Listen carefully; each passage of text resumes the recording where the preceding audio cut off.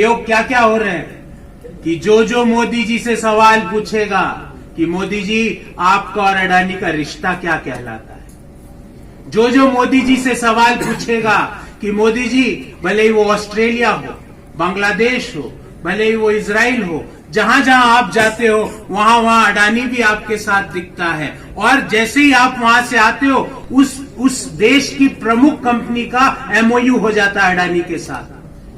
ये प्रयोग है, और इस प्रयोगों की सवालों को किसने संसद में खड़े होकर पूछा? राहुल गांधी जी ने पूछा।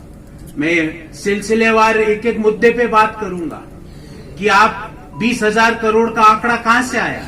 ये 20,000 करोड़ का आंकड़ा फाइनेंशियल टाइम्स ने, दुनिया का सबसे प्रतिष्ठित और one of the most prestigious economic daily of the world, उसने कहा कि जो अडानी की कंपनियों को 2017 से 22 के मध्य 5.7 बिलियन डॉलर की एफडीआई मिली, उसमें से 2.6 बिलियन डॉलर संदिग्ध कंपनियों की है।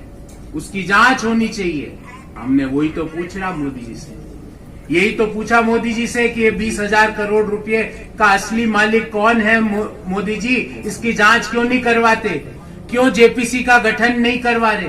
अरे आपके तो लोकसभा और राज्यसभा में बहुमत है, जेपीसी का अगर गठन भी होगा तो उसमें अधिकतर सांसद तो भाजपा के होंगे, पर मोदी जी को अपने सांसदों पर भी भरोसा नहीं है।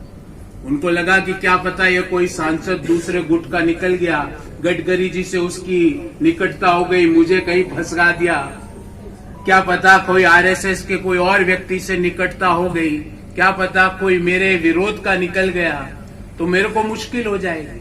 क्यों जेपीसी से मोदी जी भाग रहे हैं? मैं आपको एक चीज बताऊं, जब हम हवाई जहाज में जाते हैं, और हम सब कभी ना कभी हवाई जहाज में बैठे हैं, तो हमारी सिक्योरिटी जांच होती है। जिसके पास कुछ नहीं होता वो बड़े सम्मान के साथ सिक्योरिटी के जो हमारा व्यक्ति है उसके सामने जाकर इस तरह हाथ फैलाकर अपनी जांच कराता है। पर जिसके मन में कोई ना कोई पाप होता है वो सोचता है मैं इधर से निकल जाऊं, नीचे से निकल जाऊं, कैसे इस सिक्योरिटी को बाईपास कर दूं। जेपीसी नहीं करा के मोदी जी आप भी देश के लोगों को ये दे रहे हो, एक संदेह का अवसर दे रहे हो कि दाल में कुछ ना कुछ तो काला है। अगर आप पाक साफ होते तो 100% आप जेपीसी की मांग को एक्सेप्ट करते। हमने तो जेपीसी मांगी, और हम ये भी नहीं कह रहे कि वो व्यक्ति गलत है। अगर जेपीसी में अडानी पाक साफ निकले तो मैं आज आपके सामने बोल रहा हूं कांग्रेस पार्टी का अधिकृत प्रवक्ता के रूप में कि हम सब लोग 3 गुत्थों की गुलाब की माला बनवा के अडानी जी को पहना के आएंगे और कहेंगे दुनिया में सबसे ईमानदार व्यक्ति ये है। तो मोदी जी डर रहे हैं। मोदी जी क्यों डर रहे हैं? 20,000 करोड़ का सवाल पूछा तो घर खाली करवा दिया।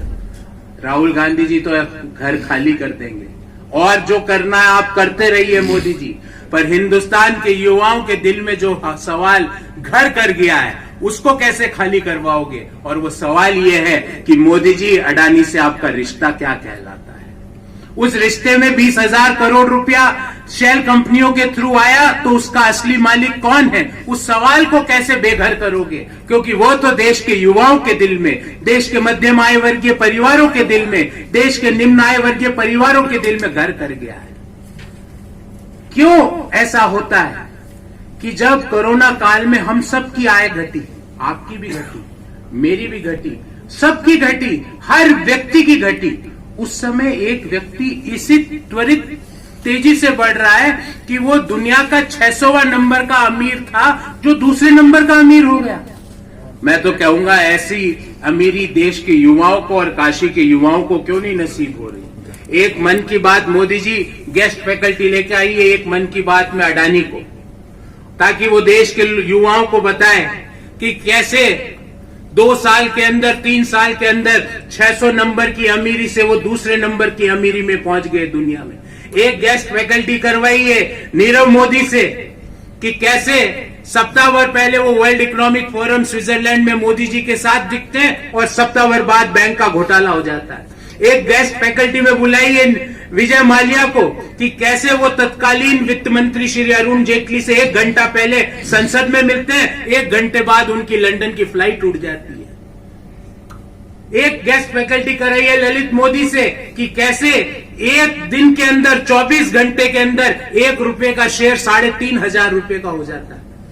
ये जादू हमें भी सिखाइए, देश के युवाओं को सिखाइए जो रोजगार के लिए घूम रहे हैं कि 1 रुपया 3,500 में ये फॉर्मूला इन चारों महानुभावों को लाइए।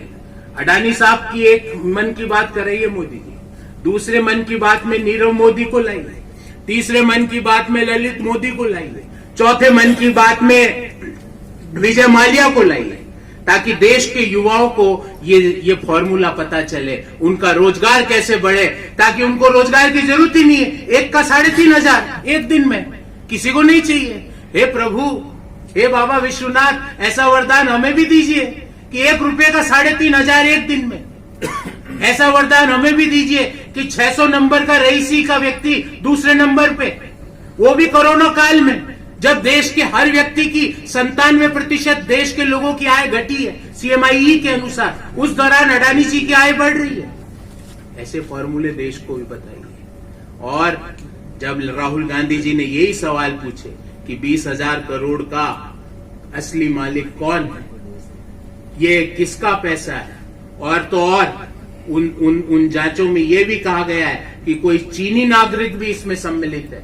राहुल गांधी जी ने पूछा कि ये चीनी नागरिक कौन है, तो असहजता बढ़ गई तो संसद से डिस्क्वालीफाई कर दिया। और ज्यादा राहुल गांधी जी ने पूछा कि आप ऑस्ट्रेलिया गए तो स्टेट बैंक के चेयरमैन ने $1 बिलियन का लोन स्वीकृत कर दिया अडानी को ऑस्ट्रेलिया में माइंस के लिए।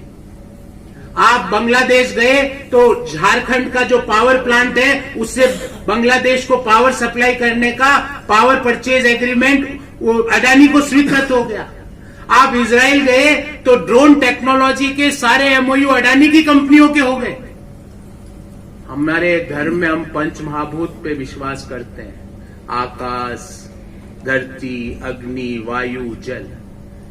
सारे पंच महाभूत आज मोदी सरकार अगर किसी के हवाले करना चाहती है तो वो अडानी जी के हवाले करना चाहती है। हवाई अड्डे जाएंगे अगर देश के पब्लिक सेक्टर के, देश के लोगों के, और ये हवाई अड्डे की जमीनें किसकी है, भारत के अन्नदाताओं की है, वो किसके हवाले हो जाएंगे?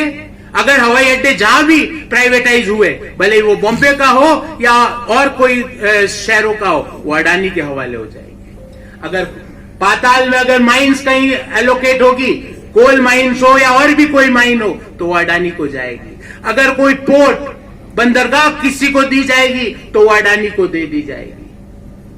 तो मोदी जी और हम किसी व्यक्ति के खिलाफ नहीं है, हम अडानी के खिलाफ नहीं है, हम किसी प्राइवेट सेक्टर, कॉरपोरेट सेक्टर के भी खिलाफ नहीं है, पर हम तो ये समझना चाहते हैं कि ये एक व्यक्ति ने जो त्वरित छलांग मारी वैसा और लोग क्यों नहीं कर पाए।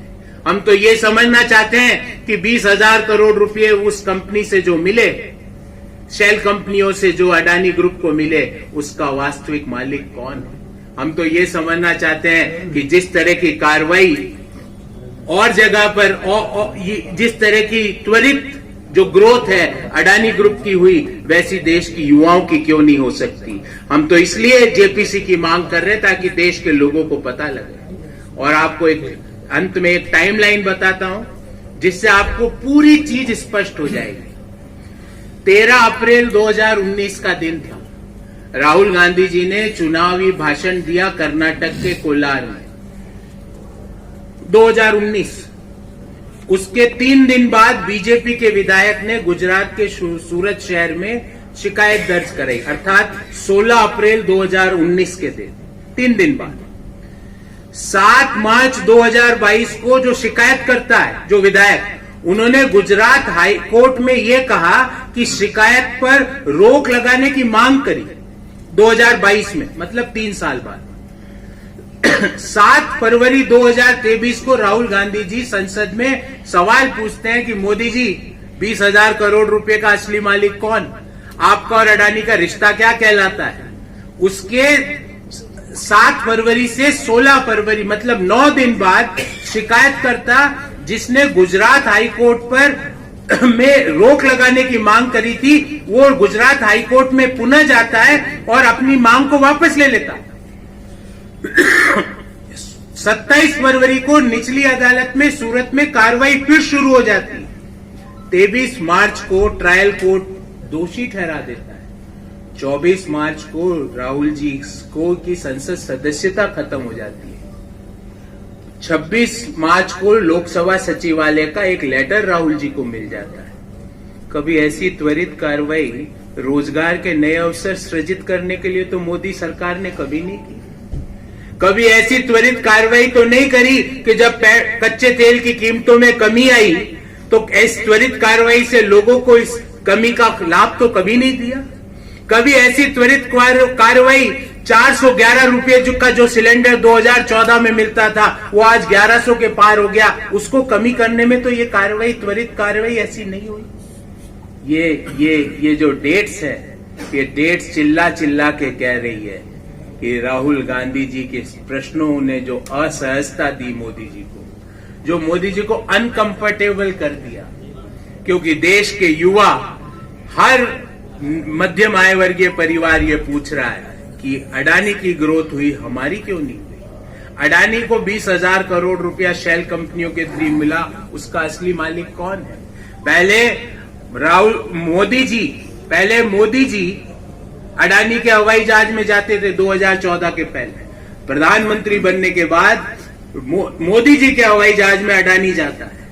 तो ये रिश्ता क्या है?